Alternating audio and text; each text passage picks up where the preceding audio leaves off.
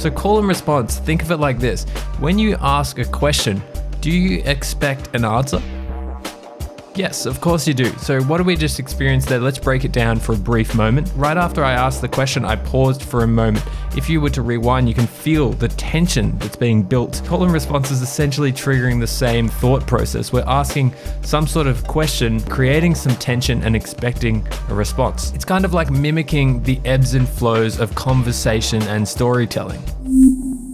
So call and response is like a technique that we use in order to translate language which we know and understand into music in order to express ourselves. At least this is how I like to think of it. So with that in mind, let's get into some examples. Just before we jump into things, if you're stuck on ideas for sound design, we have a really cool free Serum presets pack, so I'll link that one in the description below. So call and response is actually quite simple to do. We just need a few different tones, as we've got here. This tone number 1 here is just like an upright piano, which I've just put a bit of a tack on, so it kind of sounds like it's swelling in. And then tone number 2 here is a bell sound,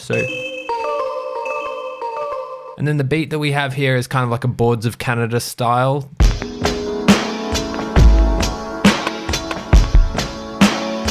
So we need some sort of melody which is creating a call, or some sort of tension or expectation. So we don't want this to fully resolve. We want it to half resolve, and then we're going to resolve the melody with a different tone. So this is essentially how we're creating this call and response. So an easy way to think about this is just like in language, when we ask a question, the inflection of our voices usually goes up. So we're going to assimilate this to our melody and make a few notes that sort of ascend up in the scale. So let's have a listen to this. Try and find a few notes. That note will work. I'm just going to turn this echo off for a moment.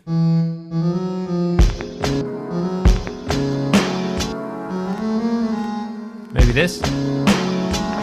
It kind of sounds like it's saying something in this moment, and then this section, the pad is detuned by another 2 semitones, so we're just going to bring this down by 2 semitones as well. And let's have a listen to this.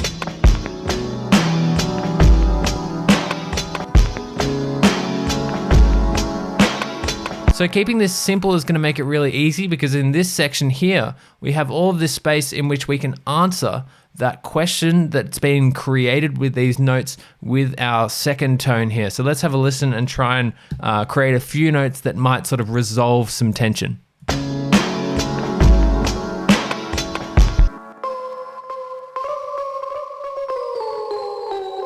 So I've got a bit of an idea, maybe something like this, nice and simple. As you can notice, I'm sort of hitting similar rhythmic spots as well, and this is going to help with getting these 2 melodies to sound cohesive. And let's have a listen to these 2 elements together.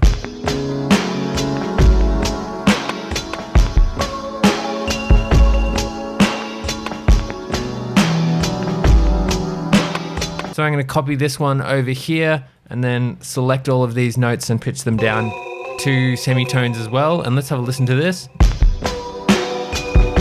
So I think I could probably take out this last note here as well and see how that goes. And what I'm also going to do is just move these over to the left 1/8 note. Let's have a listen to this.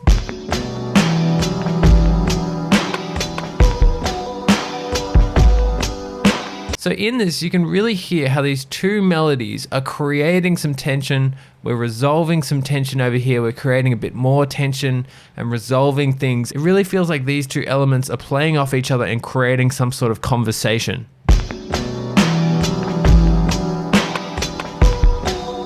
So just in the sake of completion here as well, I want all of these elements to work together, including this element to actually work with this one again. So I want to make some sort of resolution to resolve back around to the start. Let's have one more listen here.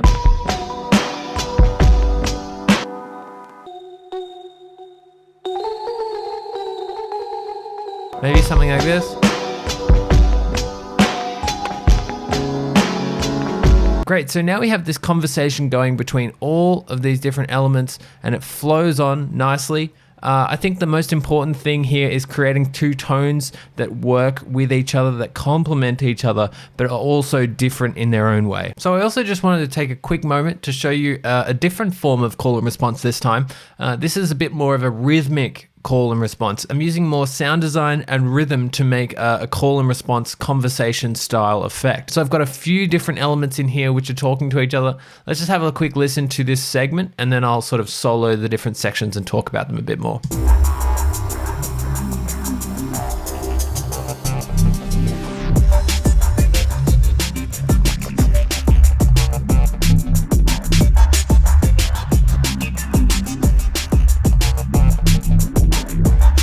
So in the last track, we were just using 2 different tones, but in this one, we're using 4 or even more, all at the same time, which are all playing off each other. So first of all, I have these 2 tones here, which are kind of directly talking to each other.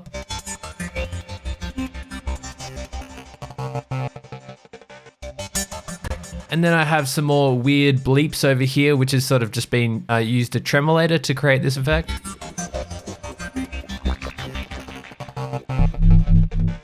And then I sort of have these sub-wubs as well. So you can see how all these 4 different elements that are completely rhythmic, there's no melodies going on, but they're creating this sort of push and pull conversation style effect, still in the same way, just by using different tones. So the emphasis being on different sounds in your project can really easily create this conversation style effect. So let's have one more listen.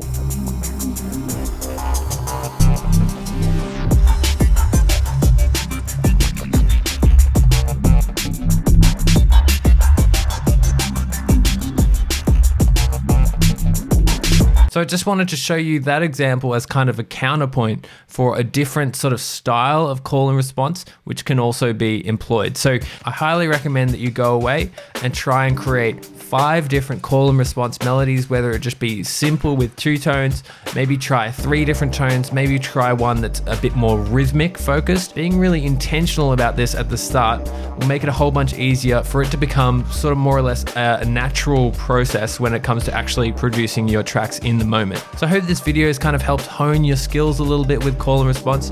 If you have enjoyed the video today, remember to like and subscribe to the channel. Otherwise, thank you so much for watching, and I'll see you in the next one.